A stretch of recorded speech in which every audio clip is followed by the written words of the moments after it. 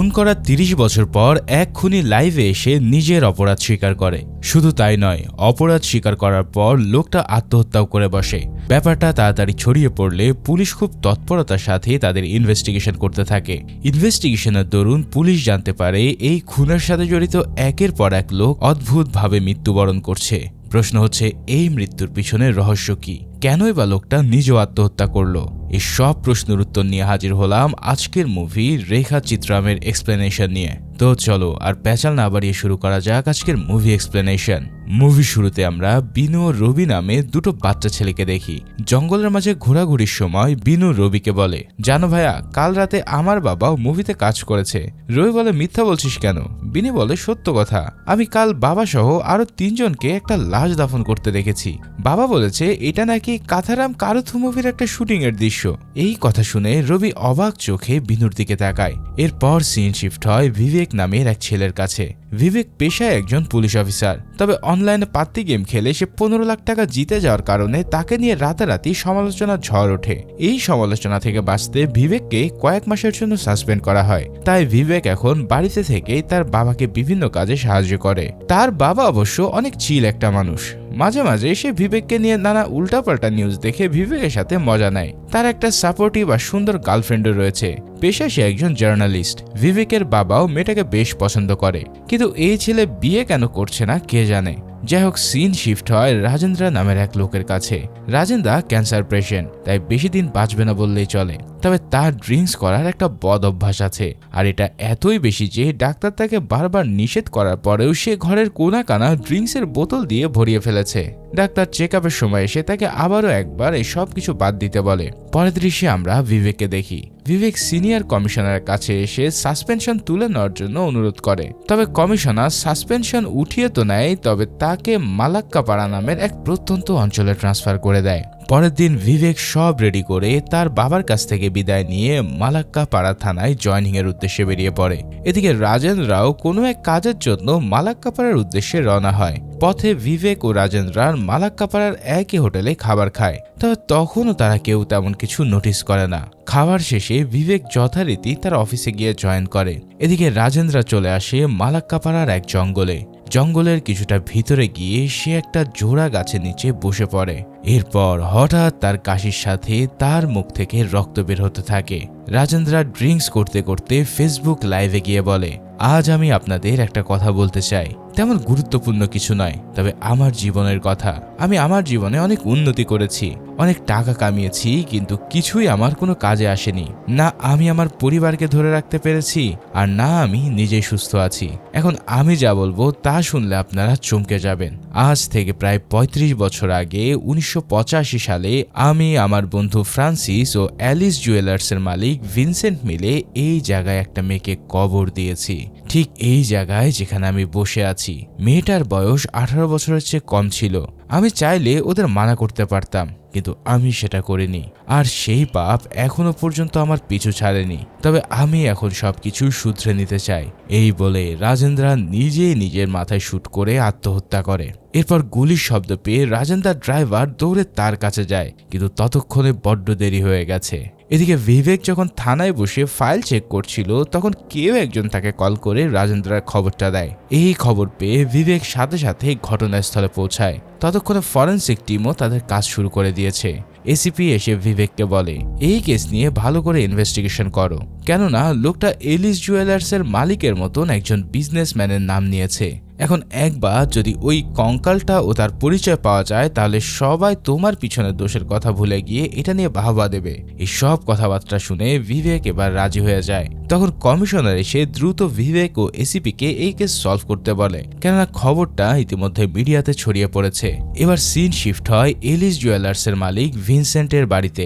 ভিনসেন্টের ওয়াইফের নাম এলিস, যে কঠিন রোগে আক্রান্ত হয়ে একদম শয্যাশায়ী। ভিনসেন্ট অবশ্য বাড়িতে তার চিকিৎসার সকল ব্যবস্থা করেছে, কারণ সে এলিসকে প্রচন্ড ভালোবাসে। সে যখন এলিসের যত্ন নিচ্ছিল, তখন তার ছেলে এসে তাকে রাজেন্দ্রার নিউজটা দেখায়। এই নিউজটা দেখে ভিনসেন্ট কিছুটা চিন্তিত হলেও ঠান্ডা মাথায় তার ছেলেকে সেখান থেকে চলে যেতে বলে। এদিকে রাজেন্দ্রার কথা অনুসারে পুলিশ সেই গাছের নিচে খনন কার্য শুরু করে দেয়। অনেকক্ষণ ঘোরাঘুরির পরেও সেখানে কোনো কিছুই পাওয়া যায় না। তবে আচমকা বৃষ্টি নামায় বিবেকদের কিছুক্ষণের জন্য কাজ স্থগিত রাখতে হয়।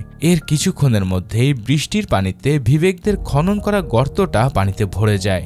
এবার হঠাৎ বিবেক লক্ষ্য করে পানিতে একটা কালো কাপড় ভেসে উঠেছে, আর সেটা টান দিতেই তার পাশ থেকে মাটি ছুটে আসে।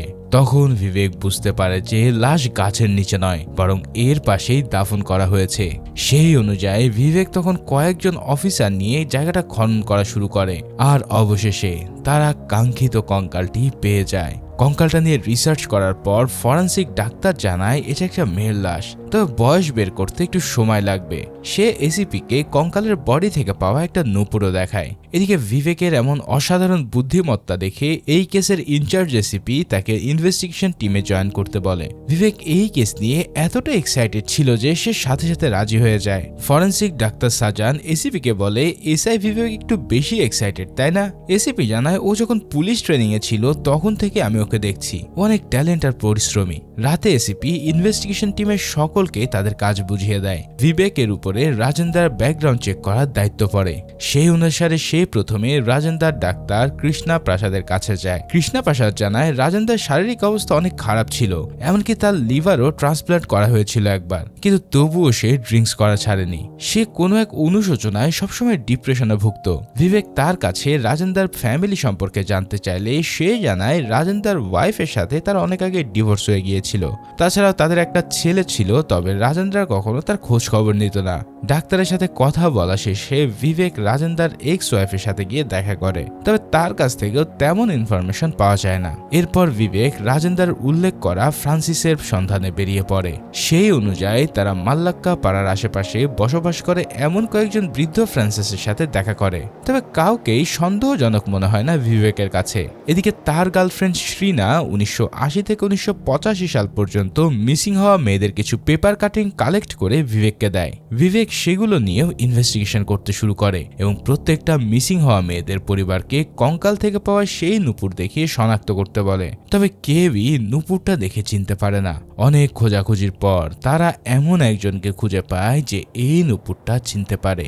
সেই লোকটা জানায় এটা তার হারিয়ে যাওয়া মেয়ের পায়ের নূপুর, যার ফলে তারা সেই লোকের ডিএনএ স্যাম্পল নিয়ে কঙ্কালের ডিএনএ সাথে ম্যাচ করানোর জন্য ফরেন্সিক ল্যাবে পাঠায়। এরপর তারা আরো একজন ফ্রান্সিসের বাড়িতে যায় দেখা করতে, তবে লোকটার ছেলে, যার কিনা একটু চোখের সমস্যা ছিল, সে বলে তার বাবা অসুস্থ হয়ে হসপিটালে ভর্তি, এই মুহূর্তে তার সাথে কথা বলা সম্ভব নয়। পরের দিন বিবেক ইনচার্জের কাছে এসে তাদের ইনভেস্টিগেশন সম্পর্কে সবটা জানায়। এই সব শুনে এসিপি তাকে এবার ভিনসেন্টের অতীত সম্পর্কে খোঁজ নিতে বলে। সেই অনুসারে বিবেক ভিনসেন্টের গ্রামের বাড়িতে গেলে ভিনসেন্টের এক দুঃসম্পর্কের আত্মীয়র কাছ থেকে জানতে পারে যে ভিনসেন্টের আসল নাম নাকি ভাক্কাচান। ছোটবেলায় ভিনসেন্টের বাবা তাকে ও তার মাকে ফেলে কোথাও একটা চলে যায়।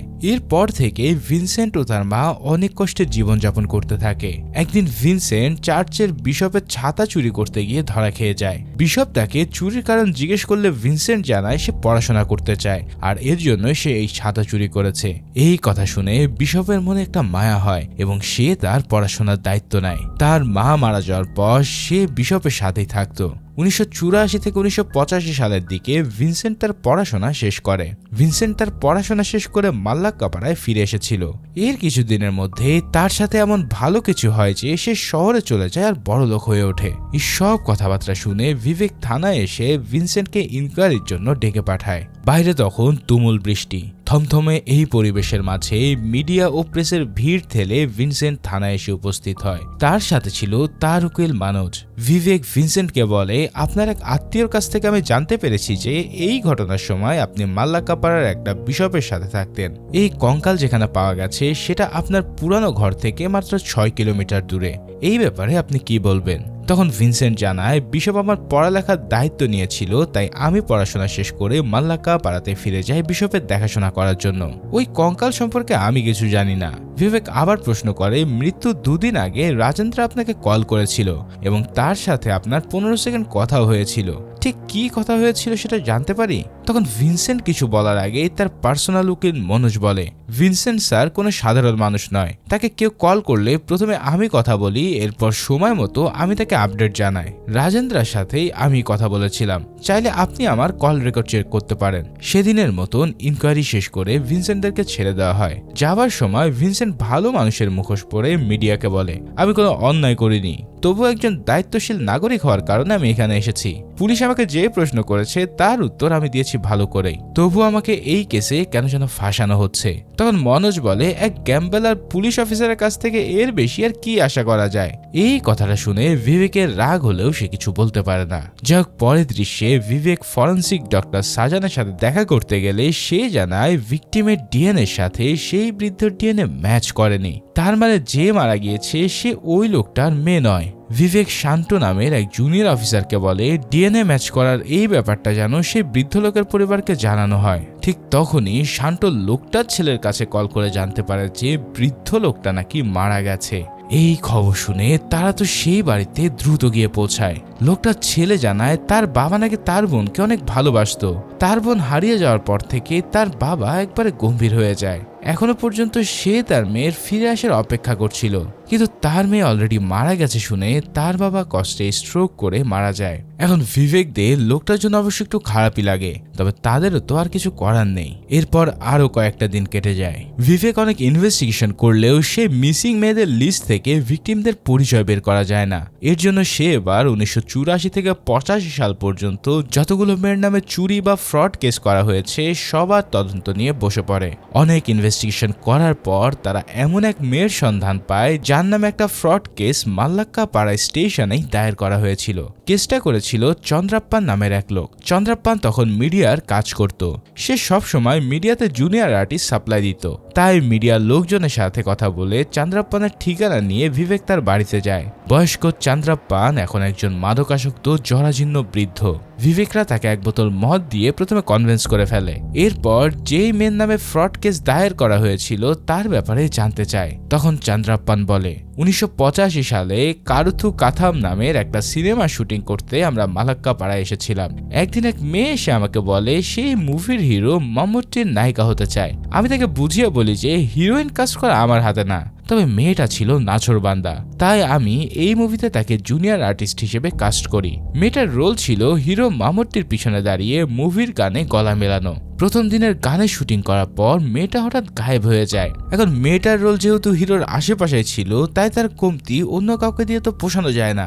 অর্ধেক গানের শুট অলরেডি হয়ে গিয়েছিল, যার ফলে মেয়েটা চলে যাওয়ায় আমাকে ডিরেক্টরের কাছে অনেক কথা শুনতে হয়। তবে পরবর্তীতে যাতে ঝামেলায় পড়তে না হয় এর জন্য প্রডিউসারের কথা মতো আমি থানায় মেয়েটার নামে একটা সাধারণ কমপ্লেন ফাইল করে আসি। এই সব শুনে বিবেক জিজ্ঞেস করে যে মেয়েটার নাম বা দেখতে কেমন তাকে আপনার মনে আছে? তখন চন্দ্রাপ্পান বলে যে আমার ব্রেন অনেক শার্প, আমি কিছুই ভুলি না। মেয়েটার নাম ছিল রেখা, আর মেয়েটাকে তো আমি কালকেও দেখেছি। এই কথা শুনে বিবেক হকচকিয়ে বলে, কোথায়? যবে চন্দ্রাপ্পান একটা গানের ক্যাসেট বের করে টিভি চালু করে, আর সেখানেই হিরো মামুট্টির পিছনে রেখাকে স্পষ্ট দেখা যায়। এরপর সিন শিফট হয় 1985 সালের মাল্লাক্কা পাড়ায়। চোখে হাজারো স্বপ্ন, উৎকণ্ঠা আর এক বুক সাহস নিয়ে রেখা বাকি জুনিয়র আর্টিস্টদের সাথে শুটিং সেটে আসে। কিছুক্ষণ পরে তাদের শুটিং শুরু হবে। এর জন্য রেখাকে একটা নানের কস্টিউম পরতে দেওয়া হয়। তবে কস্টিউম পরে বের হতে রেখার কাছে নিজের পৃথিবীটা অন্যরকম সুন্দর মনে হতে শুরু করে। শুটিং সেটে হাজারো ঝামেলা আর জঞ্জালের মাঝে রেখা হাসি খুশি মনে চারিদিকটা ঘুরে ঘুরে দেখছিল। এখানে রেখার যেই খুশিটা সেটা বর্তমানের ভিডিও ক্লিপ দেখে বিবেক উপলব্ধি করতে পারে। তার কাছে যেন মনে হয় কঙ্কালটা হয়তো রেখারই হবে। এর জন্য সে তার সিনিয়র সাথে কথা বলে জঙ্গল থেকে পাওয়া কঙ্কালটার ফেস আর্ট করতে বলে। অন্যদিকে সাইবার সেল থেকে খবর আসে যে মৃত্যুর কিছুদিন আগেও রাজেন্দ্রকে একটা নাম্বার থেকে অনেকগুলো ফোন কল দেওয়া হয়েছিল। শুধু তাই নয়, গত 1 বছর ধরে ওই নাম্বার থেকে বহুবার তাকে কল করা হয়। তাকে কল করা হতো নোকিয়া N74 নামের পুরাতন মডেলের একটা ফোন থেকে, তবে সিমটা বর্তমানে বন্ধ রয়েছে। তাই বিবেকের সিনিয়র ইনভেস্টিগেশন টিমকে ওই সেকেন্ড হ্যান্ড ফোনের দোকানগুলোতে গিয়ে মোবাইল কাকে বিক্রি করা হয়েছে সেই ব্যাপারে খোঁজ নিতে বলে। এদিকে বিবেক তার জুনিয়রকে ফোনের খোঁজ নিতে পাঠিয়ে নিজে চলে যায় 1985 সালে রেখার সাথে কাজ করা মৃদুলা নামের এক জুনিয়র আর্টিস্টের সাথে দেখা করতে। মৃদুলা রেখাকে দেখে চিনতে পারে, তবে সে জানায় প্রথম দিনে শুটের পর রেখা তার সাথে হোটেলেই ফিরে যায়নি, কেন সকল জুনিয়র আর্টিস্টদের জন্য যে রুম রাখা হয়েছিল সেখানে রেখাকে দেখা যায় না। এই কথাটা শুনে বিবেক এবার চিন্তায় পড়ে যায়। ততক্ষণে কঙ্কালের ফেস আর্ট করা সম্পন্ন হলে দেখা যায় যে কঙ্কালের চেহারা এবং ভিডিও ক্লিপের রেখার চেহারায় হুবহু মিল রয়েছে। তার মানে বিবেকের ধারণা ও সন্দেহ দুটোই ঠিক ছিল। এদিকে রেখার ফেস আর্ট করা সেই ছবিটি ভিনসেন্টকে দেখালে ছবি নিয়ে সেও কিছুটা ঘাবড়ে যায়। ভিনসেন্টকে এবার ঘাবড়ে যেতে দেখে তার উকিল সন্দেহ চোখে তার দিকে তাকিয়ে থাকে। এরপর সিন শিফট হয় বিবেকের কাছে। বিবেককে তার জুনিয়র কল করে বলে সে নাকি ওই মোবাইল ফোনের মালিকের খোঁজ পেয়েছে। লোকটার নাম সাজিভান। রাজেন্দ্রের মৃত্যুর কিছুদিন আগেই লোকটা ইলান জিথিরা নামের একটা শপ থেকে এই মডেলের ফোনটা ক্রয় করেছিল। এরপর সে বিবেককে সাজিবানের ফোন কেনার সিসিটিভি ফুটেজও পাঠায়। সে সেটাকে ভালো করে দেখে। এরপর সে চলে যায় সেভেন সিস্টার নামের একটা চ্যানেলের হেড অফিসে, কারণ কারুথু কাথারাম নামের সিনেমাটি সর্বপ্রথম এই চ্যানেলে প্রকাশ পেয়েছিল। চ্যানেলের ওনারের কাছে রেখার ব্যাপারে জিজ্ঞেস করলে সে বিবেককে বলে আমি এই ব্যাপারে তেমন কিছু বলতে পারবো না, তবে সিনেমার স্টোরি রাইটার জন পল স্যার বেঁচে থাকলে সে আপনাকে অবশ্যই সাহায্য করতে পারত। তার মস্তিষ্ক ছিল অনেক বেশি সক্রিয়। আপনি এখন একবার কারুথু কাথারাম সিনেমার ডিরেক্টর ভারত স্যারের সাথে দেখা করতে পারেন। রাতে বিবেক রেখার ব্যাপারে তথ্য পাওয়ার আশা নিয়ে রাইটার জন পলের সকল ইন্টারভিউ দেখতে থাকে। তার সাথে ডাক্তার সাজানো সেখানে উপস্থিত ছিল। একটা ভিডিওতে জন পল বলে কারুথু কাথারাম সিনেমার শুটিং এর সময় মামুট্টির অনেক ফ্যানের সাথে আমার দেখা হয়েছে। তাদের একজনের মামুট্টিকে নিয়ে এক এক রকমের আবেগ ছিল। আমার স্পষ্ট একটা মেয়ের কথা মনে আছে।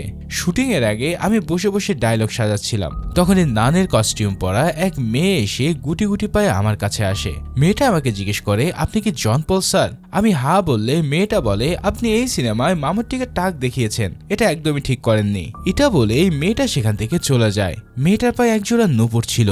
এখনো সেই অদ্ভুত সুন্দর নূপুর পরা পা জোড়া আমার চোখে আটকে আছে।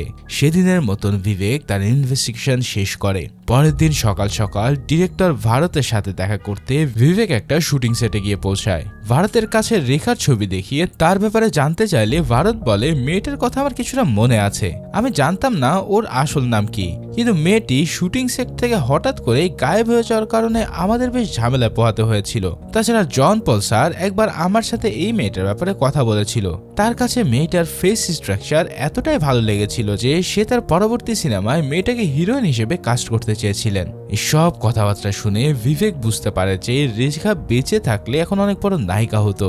অন্যদিকে ভিনসেন্টের উকিল মনোজ মিনিস্টারের সাথে দেখা করেন। সে মিনিস্টারের করা পূর্বের অনৈতিক কাজ এবং কন্ট্রাক্টর নিয়ে ব্ল্যাকমেল করে বলে আপনি ভিনসেন্ট স্যারকে এই কেস থেকে বাঁচাবেন, যদি সেটা না করেন তাহলে আমরা ধরা পড়লে আপনাকেও ধরা পড়তে হবে। এখন নিজের তথ্য ফাঁস হওয়ার ভয়ে মিনিস্টার প্রথমেই এই কেসের প্রধান লিড চন্দ্রাপ্পানকে ড্রিঙ্কস করিয়ে খুন করায়। এরপর বিবেক সহ ইনভেস্টিগেশন টিমে থাকা সকল পুলিশ অফিসারদেরকে ট্রাফিক বিভাগে বদলি করে দেয়। সেই সাথে সে পুরো কেসটা পুলিশের হাত থেকে নিয়ে ক্রাইম ব্রাঞ্চের অসাধু অফিসারদের হাতেও ট্রান্সফার করে দেয়। এই খবর পাওয়ার পর বিবেক হতাশ হয়ে ডক্টর সাজানের সাথে দেখা করতে যায়। ডক্টর সাজানের কাছেও বিষয়টা খুব দুঃখজনক ছিল।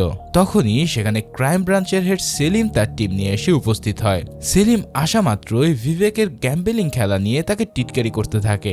সাজান তাকে মুখ সামলাতে বললে সেলিম একটা হ্যান্ডওভার লেটার দেখিয়ে বলে আমার কাছে ক্রাইম নাম্বার 123224 কেসের স্কেলেটন হ্যান্ডওভার নিয়ে অর্ডার এসেছে। সাজান কোনো কথা না বলে চুপচাপ তাদেরকে রেখার কঙ্কালটা দিয়ে দেয়। এখন বিবেক কিছুটা ফ্রেশ হতে ওয়াশরুমে গেলে সেলিম সেখানে গিয়েও তাকে হুমকি ধামকি দিতে থাকে। এবার বিবেক আর চুপ থাকতে পারে না। সে সোজা সেলিমের মাথাটা বেসিনের কলে চেপে ধরে বলে আমার ব্যাপার নিয়ে যদি আর একবারও নাক গলিয়েছিস তাহলে তোর জীবন নিয়ে আমি ছিনিমিনি খেলবো। এরপর সেলিমকে ছেড়ে তার শার্টটা ঠিক করে দিয়ে এমন ভাবে বেরিয়ে যায় যে যেন কিছুই হয়নি।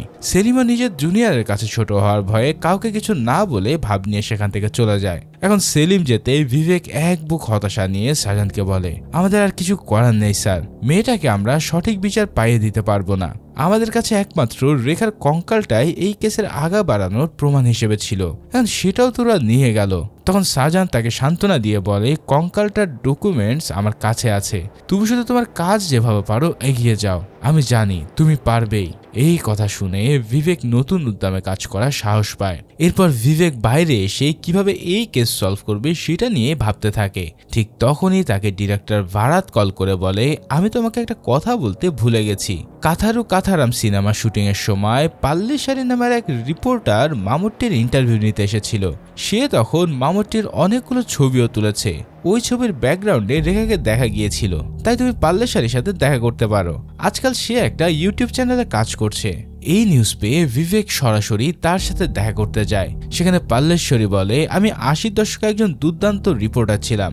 আমার আগে কথা বলার সাহস হিরো থেকে শুরু করে অনেক বড় বড় পলিটিশিয়ানদেরও ছিল না। কাথারু কাথারাম সিনেমা সেটে আমি মামুট্টির ইন্টারভিউ নিয়েছিলাম, কিন্তু সে আমাকে অনেকক্ষণ অপেক্ষা করায়। এর জন্য আমি তাকে পার্সোনাল আক্রমণ করে একটা প্রশ্ন করি।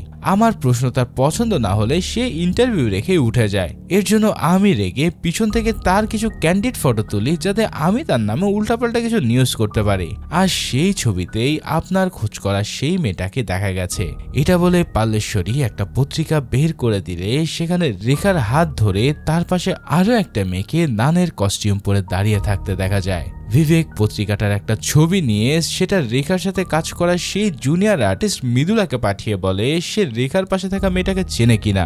মৃদুলা বলে, না তো, আমাদের সাথে এই মেয়ে তো কখনো কাজ করেনি। বিবেক তবুও তার বাবাকে মেয়েটার ছবি পাঠিয়ে বলে কাথারু কাথারাম সিনেমাটা সম্পূর্ণ দেখে জানাতে যে ছবির কোথাও এই মেয়েটাকে দেখা গিয়েছিল কিনা। এবার তার বাবা সম্পূর্ণ সিনেমা দেখে জানায় যে মেয়েটা সিনেমার কোনো সিনেই নেই। তখন সে ম্যাগাজিনটা ভালো করে দেখে বলে যে থাকার কথাও না, কারণ মেয়েটা ছিল একজন আসল নান। আর এখানে দেখা যায় তার কাপড় ছিল বাকিদের চেয়ে আলাদা। পরের দিন সকালে বিবেক মাল্লাক্কাপাড়া চার্চে গিয়ে সেখানকার হেড নান স্টেফির সাথে দেখা করে। আর এখানেই আমরা দেখতে পাই নান স্টেফি আর কেউই নয়, বরং রেখার সাথে হাত ধরে থাকা সেই মেয়েটা। বিবেক তাকে রেখার ছবি দেখাতেই নান স্টেফির বিষণ্ণ হয়ে বলে ওঠে রেখা। সে জানায় সে একটা শুটিং এর কাজে মাল্লাক্কাপাড়া চার্চে এসেছিল। রেখা অনেক ভালো অ্যাক্ট্রেস ছিল, সিনেমায়ও আর বাস্তব জীবনেও। বিবেক তাকে এই কথার কারণ জিজ্ঞেস করলে স্টেফি ভাবনায় তলিয়ে যায়। সিন শিফট হয় 1985 সালের মাল্লাক্কাপাড়া চার্চে। রেখা হাসি খুশি মনে নানের কস্টিউম পরে শুটিং সেটে দুপুরে খাবার আনতে যায়। তবে খাবার খাওয়ার সময় হঠাৎ মামুট্টি গাড়ি নিয়ে সেখানে আসলে সেখানে থাকা সাধারণ সবাই মামুট্টিকে এক নজর দেখার জন্য গাড়ির দিকে ছুটে যেতে থাকে। রেখাও খাবার রেখে গাড়ির দিকে ছুটে যেতে গেলে তার নানের কস্টিউমটা ছিঁড়ে যায়, যার ফলে সে মন খারাপ করে কস্টিউমটা সেলাই করার জন্য টেইলারের কাছে যায়। কিন্তু টেইলার তাকে ধমক দিয়ে আমার হাতে কোনো অনেক কাজ আছে বলে তাকে বিদায় দিয়ে দেয়, যার ফলে সে মন খারাপ করে চার্চের ভিতরে যেতে নান স্টেফিকে কাপড় নাড়াচাড়া করতে দেখে তার মাথায় একটা বুদ্ধি আসে। সে স্টেফিকে গিয়ে রিকোয়েস্ট করে বলে তাকে একটা নানের পোশাক ধার দিতে। স্টেফি নিজেও মামুট্টির অনেক বড় ফ্যান ছিল, তাই সে রেখাকে কাপড় বদলে মামুট্টির সাথে দেখা করিয়ে দেওয়ার শর্ত দেয়। রেখাও তাতে রাজি হয়ে স্টেফিকে দুপুরে সেটে আসতে বলে আর নানের পোশাক নিয়ে সেখান থেকে চলে যায়। এরপর দুপুরে স্টেফি সেটে গেলে রেখা তার প্র্যাকটিস রেখে স্টেফির কাছে আসে। তখন সেটে টেইলর রেখাকে অন্যরকম নানের পোশাক পরতে দেখে তাকে ধমক দিয়ে ভিতরে নিয়ে গিয়ে তার ছেঁড়া পোশাকটাই সেলাই করে দেয়। আর রেখা সেটা পরিয়ে বের হয়ে আবার স্টেফির কাছে আসে এবং মন খারাপ করে স্টেফিকে বলে আসলে আমি একজন সাধারণ জুনিয়র আর্টিস্ট, আমি নিজে চাইলেও মামুট্টির আশেপাশে যেতে পারবো না। এখন পোশাক পাওয়ার জন্য আসলে আমি তোমাকে মিথ্যা বলেছিলাম। স্টেফি রেখার এমন সরলতা দেখে তার উপরে রাগ করে না, যার ফলে তাদের মধ্যে একটা ভালো বন্ধুত্ব হয়। এভাবেই কয়েকদিন কেটে যায়। রেখার সরলতা আর স্টেফির চাঞ্চলতায় তাদের বন্ধুত্বটা আরো বেশি গভীর হয়ে ওঠে। প্র্যাকটিসের পর রেখা প্রথম শুটিং এর দিন তাকে দেখতে যায়। উৎকণ্ঠা আর এক বুক আশা নিয়ে রেখা স্টেজে উঠে নিজেকে সেদিন পরিপূর্ণ মনে করছিল। তার খুশিটা দ্বিগুণ হয়ে যায় যখন তার স্বপ্নের নায়ক তার সাথে স্টেজে ওঠে। রেখা মুগ্ধ চোখে তাকেই দেখছিল। হঠাৎ বৃষ্টি নামায় সেদিনকার মতন তাদের শুটিং স্থগিত হয়ে যায়। নিজের স্বপ্নের শুরুতেই এমন বাধা পেয়ে রেখার একটু মন খারাপ হয়। এর জন্য স্টেফি রেখাকে তার সাথে কনভেন্টে অর্থাৎ নানদের থাকার স্থানে যেতে বলে। রেখা ইতস্তবোধ করলে স্টেফি বলে তুমি এখন ওই গণরুমের মতন হোটেলে গিয়ে কি করবে? আজ চার্চে মাদার নেই, তাছাড়া আমি এখানে সিনিয়র নান, তুমি চলো তো। রেখাও এবার রাজি হয়ে যায়। চার্চের সকলেই রেখাকে পেয়ে বেশ খুশি হয়। অনেকদিন পর রেখা নিজের এমন কিছু আপন মানুষ পেয়ে বেশ আনন্দিত বোধ করছিল।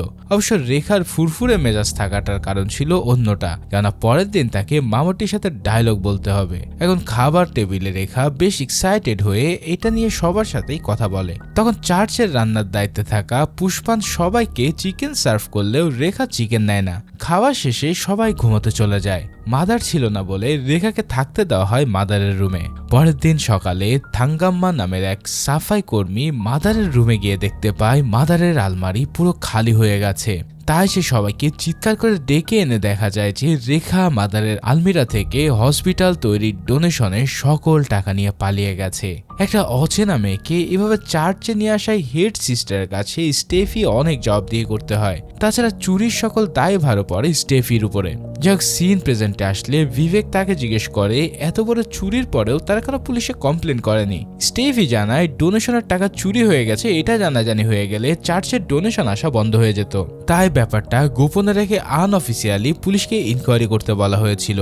আর সেখান থেকেই রেখাকে আর কোনোদিন কেউ দেখেনি। এদিকে ভিনসেন্টের ওয়াইফ এলিস হঠাৎ গুরুতর অসুস্থ হয়ে পড়লে ভিনসেন্ট তাকে হসপিটালে শিফট করে। সেখানেই মনোজ এসে ভিনসেন্টকে বিবেকের এতদিন কাদের সাথে দেখা করেছে এবং কি কি তথ্য বের করেছে সব জানায়। বিবেককে এমন অদম্য দেখে ভিনসেন্ট কিছুটা টেনশনে পড়ে যায়। রাতে বিবেক শ্রীনার সাথে দেখা করে, তাকে রেখার ব্যাপারটা সব খুলে জানায়। রেখা কোথা থেকে এসেছে এটা জানার জন্য সে শ্রীনাকে বলে রেখাকে নিয়ে পেপারে একটা ডকুমেন্টারি ছাপাতে। শ্রীনাও ডকুমেন্টারি ছাপানোর জন্য মাদার স্টেফি ও ডিরেক্টর ভারতের সাথে দেখা করে অনেক তথ্য কালেক্ট করতে শুরু করে। এদিকে বিবেক তার জুনিয়রের কাছ থেকে ঠিকানা নিয়ে রাজেন্দ্রাকে কল করা সেই সাজিবানের সাথে দেখা করতে যায়। সাজিবানের ডাকনাম বিনু। বিনুদের পুকুরের পাশে ছোট্ট একটা ঘরে বসে বিনু আর রবি তখন ড্রিঙ্কস করছিল। বিবেক সেখানে গিয়ে কয়েকবার কড়া নাড়ার পরেও কেউ দরজা না খুললে বিবেক দরজা ভেঙে ভিতরে প্রবেশ করে। ঠিক তখন বিনু ও রবি ঘাবড়ে গিয়ে তাকে মারতে থাকলে বিবেক দুজনকে মেরে কুপঘাত করে দেয়। এরপর তাদের জিজ্ঞাসা করে তারা কেন রাজেন্দ্রাকে এতবার কল করত এবং চালাকুট্টির পাশের ফ্লাইওভারে তারা রাজেন্দ্রের সাথে দেখাও বা কেন করেছিল। তখন তারা জানায় কয়েক বছর আগে তাদের অনেক লোন ছিল, সেই লোন তারা কিছুদিন আগে পরিশোধ করেছে, আর এত টাকা তারা পেল বা কোথায়। এতগুলো প্রশ্ন শুনে বিনু এবার বেশ ঘাবড়ে যায়। এরপর সে বলে আমি যখন ছোট ছিলাম তখন আমার বাবাকে কয়েকজন লোকের সাথে মিলে একটা লাশ দাফন করতে দেখি। বাবাকে এই ব্যাপারটা জিজ্ঞেস করলে সে বলে সেটা নাকি শুটিং এর দৃশ্য, তবে মুভিটা রিলিজ হওয়ার পর পুরো মুভিতে কোথাও আমি এই দৃশ্য দেখতে পাই না। তখন না বুঝলেও বড় হওয়ার পর আমি বুঝতে পারি যে বাবা হয়তো সেদিন সত্যিকারে কাউকে দাফন করেছিল। এর জন্য আমি আর রবি একদিন বাবাকে মদ খাইয়ে এই ব্যাপারটা জিজ্ঞেস করলে বাবা স্বীকার করে যে সেদিন পুষ্পাম ও ভাক্কাচান মিলে একজনকে খুন করেছিল, আর সেই লাশটাই নাকি রাজেন্দ্রার, প্রাচী, আমার বাবা বেবি ও ভাক্কাচান মিলে দাফন করে। বিনিময়ে তারা অনেক টাকা পেয়েছিল। এর কিছুদিন পরে আমার বাবাও মারা যায়। এরপর আমি রাজেন্দ্রের সাথে যোগাযোগ করে সবটা ফাঁস করে দেওয়ার ভয় দেখিয়ে তার কাছ থেকে টাকা আদায় করতাম, আর এর জন্যই আমরা তাকে এতবার কল করেছিলাম। এই সব কথাবার্তা শুনে বিবেক তাদেরকে পরের দিন স্টেটমেন্ট দিতে থানায় আসতে বলে। এদিকে শ্রীনার রেখার ব্যাপারে সকল তথ্য কালেক্ট করার ভিত্তিতে পত্রিকায় একটা ডকুমেন্টারি প্রকাশ করে এবং এটাও লেখে যে রেখাকে কেউ চিনে থাকলে যেন তার সাথে যোগাযোগ করে। পরের দিন বিনু ও রবি থানায় না গেলে বিবেক তাদেরকে খুঁজতে আবারও বাড়িতে আসে। এরপর সেখানে এসে সে যা দেখে তার জন্য সে মোটেও প্রস্তুত ছিল না। বিনু ও রবি দুজনকে কেউ খুন করে জঙ্গলে ও ডোবায় ফেলে গেছে। সব দেখে বিবেক বুঝতে পারে যে হয়তো এটা ভিনসেন্টেরই কাজ। এরপর দেখা যায় সমুদ্রের পাড়ে মন ছুঁয়ে যাওয়া পরিবেশে পায়ে একজোড়া নুপুর পরে হেঁটে চলছে রেখা। জীবনে তার অনেক চাওয়া। হঠাৎ একটা দমকা হাওয়া আসতেই সে পিছনে ফিরে তাকায়। রেখার নিষ্পাপ মায়াবী মুখটা যেন কিছু একটা বলতে চায়। ঠিক এমনই এক স্বপ্ন দেখে ঘুম ভাঙে বিবেকের। সে ইনভেস্টিগেশন করতে করতেই ঘুমিয়ে পড়েছিল। ঘুম ভাঙার পরে সে উঠে আবারও কাথারু কাথারাম মুভির শুটিং সেটের পুরাতন ছবিগুলো দেখতে থাকে। এই ছবিতে হঠাৎ উৎসুক জনগণের ভিড়ে চোখে সমস্যা আছে এমন একজনকে দাঁড়িয়ে থাকতে দেখে সে। আর এবার বিবেকের মনে পড়ে ফ্রান্সিসের খোঁজ করার সময় এক ফ্রান্সিসের বাড়িতে সে এমন চোখের কাউকে দেখেছিল। পরের দিন সকালে বিবেক ফ্রান্সিসদের সাথে দেখা করতে যায়। ফ্রান্সিস, যার আসল নাম কি ছিল কিনা প্রাচী অথবা ফ্রান্সিস, যেটাই হোক, তার ছেলেও তার মতোই চোখে সমস্যা আছে। বিবেক তাকে দেখে বুঝতে পেরেছিল যে এখানেই ফ্রান্সিসকে পাওয়া যাবে, তাই সে তার সাথে দেখা করতে গিয়ে রেখার গল্প বললে প্রথমে সে সবটা অস্বীকার করে। তবে বিবেক তাকে বেবি ও বেবির ছেলের খুনের কথা জানিয়ে বলে যে এখন যদি আপনি আমাকে সবটা না বলেন তাহলে ভিনসেন্টের পরের শিকার আপনিই হবেন। এই কথা শুনে ফ্রান্সিস এবার সবটা বলতে শুরু করে, আর এখানেই সিন শিফট হয় আবার 1985 সালে। এখানে ভিনসেন্ট, যার আসল নাম কিনা ভাক্কাচান, সে তখন সবেমাত্র পড়াশোনা শেষ করে বিশপের সাথে মাল্লাক্কাপাড়া এসেছে। পুষ্পানও তখন মাল্লাক্কাপাড়া চার্চে কাজ করত। পুষ্পান প্রায় সময় বিশপের ঘরে ঝাড়মোছের কাজ করে যেত, আর ভাক্কাচান বিশপের ঘরেই থাকত। সেই সুবাদে পুষ্পান ও তার মাঝে সম্পর্ক গড়ে ওঠে। বিশপ ভাক্কাচানকে অনেক বেশি বিশ্বাস করত, তাই সে প্রায় সময় ডোনেশনের টাকা ভাক্কাচানের হাতে দিয়ে লকারে রেখে আসতে বলতো। এই বিশ্বাসের সুযোগ নিয়ে ভাক্কাচান প্রায় সময় লকার থেকে অল্প স্বল্প টাকা চুরি করত। একদিন পুষ্পান তাকে হাতে নাতে ধরে ফেললে ভাক্কাচান তাকেও কিছু টাকা দেয়, তবে এই অল্প স্বল্প টাকায় তাদের হচ্ছিল না, তাই তারা চার্চ থেকে একটা বড় অ্যামাউন্ট চুরি করে পালিয়ে যাওয়ার প্ল্যান করে। এর মাঝে বিশপ মারা গেলে ডোনেশনের টাকা মাদারের কাছে হস্তান্তর করা হয়। একদিন পুষ্পান মাদারের রুমে মরা ইঁদুর রাখলে সেটা পরিষ্কার করতেই তাকে ডাকা হয়। সেই সুযোগে পুষ্পান সাবানে করে লকারের চাবির ছাপ নিয়ে আসে। এখন ভাক্কাচান চালাকুট্টির এক লোকের কাছ থেকে গোপনে চাবি বানিয়ে আনলে সেটা আবার রাজেন্দ্রা দেখে ফেলে। কথাটা সে ফ্রান্সিসের সাথে শেয়ার করলে তারা বুঝতে পারে যে এটা কোনো সাধারণ চাবি নয়, নিশ্চয়ই ভাক্কাচান বড় কোনো দান মারতে যাচ্ছে। এরই মাঝে তারা তাদের দলে বেবিকে নিয়ে নেয়। পুষ্পান ভালো করেই জানতো যে তারা টাকা নিয়ে পালিয়ে গেলে পুলিশ তাদের ঠিকই ধরে ফেলবে। এর জন্য রেখা যেদিন চার্চে আসে সেদিন সে রেখার নামে চুরির অপবাদ দেওয়ার পরিকল্পনা করে। পুষ্পান রান্নায় চিকেনের সাথে ঘুমের ওষুধ মিশিয়ে দেয়, তবে বিপত্তি তখনই বাধে যখন সবাই চিকেন খেলেও রেখা খায় না, যার ফলে পুষ্পান তার প্ল্যানটা একটু বদলে ফেলে। রাতে যখন সবাই ঘুমোচ্ছিল তখন সে শাড়ির আঁচল দিয়ে পেঁচিয়ে রেখাকে নির্মমভাবে হত্যা করে। তারা লাশ ও টাকাগুলো বাইরে নিয়ে আসে। এদিকে ফ্রান্সিস ও রাজেন্দ্রা চায় ভাক্কাচান ও পুষ্পানকে হাতে নাতে ধরতে, কিন্তু সেখানে গিয়ে তারা রেখার লাশ দেখে হতভম্ব হয়ে যায়। তারা সবটা পুলিশকে জানিয়ে দিতে চাইলে পুষ্পান তাদেরকে ব্ল্যাকমেল করে বলে এই খবর বাইরে গেলে তারা ফ্রান্সিস ও রাজেন্দ্রাকে ফাঁসিয়ে দেবে, তবে যদি ফ্রান্সিসরা তাদের সাহায্য করে তবে পুষ্পানরা তাদেরকে টাকার ভাগ দেবে। এখন টাকার লোভে ও অপবাদের ভয়ে ফ্রান্সিস ও রাজেন্দ্রা ভাক্কাচানকে রেখে লাশ দাফন করতে সাহায্য করে। আর ঠিক এই সিনটাই আমরা মুভির প্রথমে দেখেছিলাম। যাই হোক, সিন প্রেজেন্টে আসলে ফ্রান্সিস এসিপিকেও সবটা খুলে বলে। বিবেক ও এসিপির মিলে ফ্রান্সিসের ভিডিও স্টেটমেন্ট রেকর্ড করে রাখে। এর পরের দিন বিবেক ভিনসেন্টের ওয়াইফ এলিসকে হসপিটালে একটা ফুলের তোড়া পাঠায়, তবে এই ফুলের তোড়া দেখে হঠাৎ এলিস ছটফট করতে থাকে। হন্তদন্ত হয়ে ভিনসেন্ট তার দিকে আসলে সে লক্ষ্য করে যে ফুলের তোড়ার উপরে লেখা আছে গেট ওয়েল সুন পুষ্পান, অর্থাৎ এই এলিসি হচ্ছে সেই পুষ্পান যারা দুজনে মিলে রেখাকে হত্যা করেছিল। পরবর্তীতে বিবেক ও তার সিনিয়ররা মিলে কমিশনারের কাছে গিয়ে ফ্রান্সিসের ভিডিও ফুটেজ দেখায়। ফুটেজ থেকে কমিশনার বলে সবকিছু তো ঠিক আছে, তবে রেখার আসল পরিচয় বের করতে না পারলে আমরা ভিনসেন্টের মতো এত বড় বিজনেসম্যানকে কিছুই করতে পারবো না। এদিকে এলিস কিছুটা স্বাভাবিক হলে ভিনসেন্টকে বলে আমি চাই না আমার আসল পরিচয় কেউ জানুক, তুমি ওই পুলিশ অফিসারকে শেষ করে দেওয়ার ব্যবস্থা করো। এখন বউ প্রেমী ভিনসেন্ট সেটাই করার সিদ্ধান্ত নেয় এবং মিনিস্টারের লোকদের ব্যবহার করে বিবেকের গাড়িকে অ্যাক্সিডেন্ট করায়। অ্যাক্সিডেন্টে বিবেক গুরুতর আহত হলেও কোনো রকম প্রাণে বেঁচে যায়। এভাবে বিবেক কিছুটা সুস্থ হলে তার সিনিয়ররা এসে তাকে বলে তোমার জন্য একটা সুখবর আছে, কমিশনার এই কেসটা ক্রাইম ব্রাঞ্চের হাত থেকে আবারও আমাদের হাতে হস্তান্তর করেছে।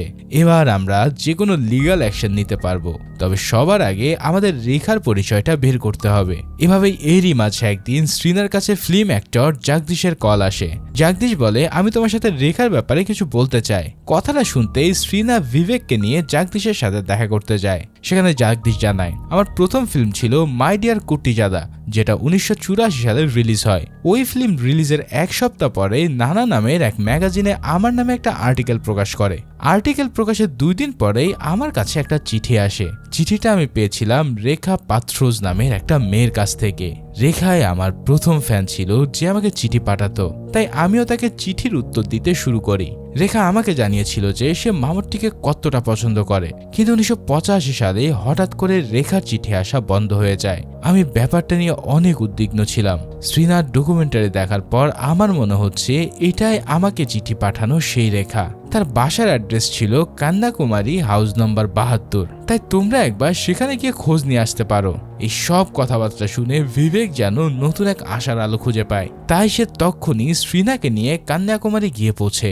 হাউস নাম্বার 72-এর কলিং বেল দিতে রেখার ছোট বোন আশা দরজা খোলে। বিবেকরা তার কাছে রেখার ব্যাপারে জানতে চাইলে আশা বলে রেখা আমার বড় বোন। 1984-র দিকে আমার বাবার চাকরির সূত্রে আমরা কন্যাকুমারী আসি। আমাদের বাসার নিচে একটা সিডির দোকান ছিল। দিদি ও আমি ফিল্ম দেখতে অনেক পছন্দ করতাম, তাই বাবাকে অনুরোধ করে আমরা বাসায় একটা টিভি ভাড়া করে আনি। দিদি ধীরে ধীরে ফিল্ম জগতে এতটাই হারিয়ে যায় যে সে ফিল্মের হিরোইন হওয়ার স্বপ্ন দেখত। সে বিভিন্ন সময় হিরো হিরোইনদের চিঠি পাঠাতো, তারাও দিদিকে চিঠির উত্তর পাঠাতো। একদিন এক হিরোর চিঠি বাবার হাতে পড়লে বাবা দিদিকে অনেক শাসন করে, আর সেদিনে দিদি রাতে বাড়ি থেকে পালিয়ে যায়। এরপর আমরা তাকে অনেক খুঁজেছি, কিন্তু কোথাও পাইনি। এরপর অনেক বছর পার হয়ে যায়। বাবা মা দিদির ফিরে আসার পথ চেয়ে মৃত্যুবরণ করেন। তারপর থেকে আমি এখানেই সেটেলড হয়ে যাই দিদির ফিরে আসার অপেক্ষায়, কিন্তু দিদি এখনো পর্যন্ত ফিরে আসেনি। আশার মুখ থেকে সবটা শুনে বিবেক তাকে রেখার পায়েলটা দেয় এবং রেখার সাথে ঘটে যাওয়া সব ঘটনা বলে। এদিকে বিবেকের সিনিয়র ভিনসেন্ট ও এলিসের একমাত্র ছেলেকে তার বাবা মায়ের কুকীর্তি সম্পর্কে সবটা জানিয়ে দেয়। সব শুনে এলিসের ছেলে তার বাবা মায়ের কাছে কৈফিয়ত চায়। এছাড়াও তাদের ব্যাপারটা শ্রীনাথ পত্রিকায়ও ছাপিয়ে ফেলে। এলিস ভিনসেন্টের কাছে ডেকে বলে ওরা সবটা জেনে গেছে, আমি জেলে যেতে চাই না ভিনসেন্ট। তখন ভিনসেন্ট বলে তোমাকে কেউ আমার কাছ থেকে নিতে পারবে না। এরপর সে নিজ হাতে এলিসকে খুন করে যাতে এলিসের জেলে যেতে না হয়। পরের দিন ভাঙা হাত নিয়ে পুলিশের ড্রেস পরে বিবেক রেডি হয় ভিনসেন্টকে গ্রেফতার করতে। আজ তার চোখে রেখাকে ন্যায় বিচার পাইয়ে দেওয়ার প্রশান্তি একেবারে স্পষ্ট। রেখার কঙ্কালগুলো সেই চার্চেই দাফন করা হয় যেখান থেকে একদিন সে চুরির অপবাদ নিয়ে অসম্মানের সাথে বের হয়ে গিয়েছিল। এর কিছুদিন পর জাগদীশ বিবেককে কল করে ডাকে এবং তাকে মামুট্টির অটোগ্রাফ সহকারে একটা ছবি দিয়ে বলে এটা আমার কাছে রেখার শেষ চাওয়া ছিল, আমি ওর জন্য এটা জোগাড় করেছি। বিবেক ছবিটা নিয়ে রেখার বোন আশার হাতে তুলে দেয়। আশাও বিষণ্ণ চোখে সেই ছবিটার দিকে তাকিয়ে থাকে। আর ঠিক এখানেই এই অসাধারণ সুন্দর থ্রিলার মুভিটার সমাপ্তি ঘটে।